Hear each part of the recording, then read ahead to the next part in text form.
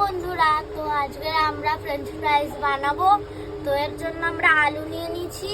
এবার আলুটাকে আমরা ছিলবো, ছেলার পর ওটা কাট করব। কাটের পর জলের মধ্যে আমরা হালকা নুন দিয়ে সিদ্ধ করে নেব। তো চলো দেখি। তো বন্ধুরা, আমরা কাট করে নিয়েছি। এবার এটা আমরা গরম জলে সিদ্ধ করে নেব নুন দিয়ে।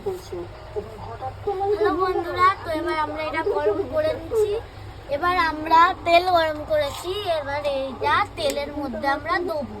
তো চলো দেখি। তো এরকম আমরা ছেড়ে দিচ্ছি একটুখানি করে।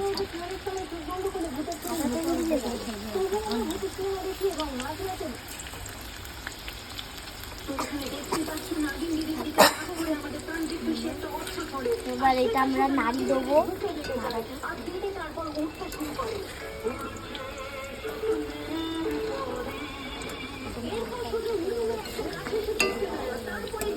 দুবার করে ভাজতে হবে, কিন্তু এইটা তোমরা মনে রাখবে যে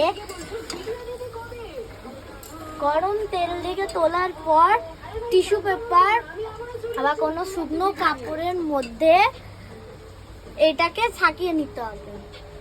আমি আবার করব যেন এটা ধরে এবার হয়ে গেছে, একটুখানি আছে ওগুলো তুলে নিলাম। দেখুন এবার এইটুকু ধরে এবার হয়ে গেছে, একটুখানি আছে ওগুলো তুলে নিলাম। দেখুন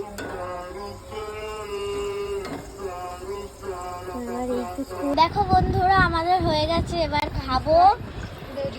ফ্রেঞ্চ ফ্রাইজ ইজ রেডি। তো এবার আমরা খাবো। বালা খা।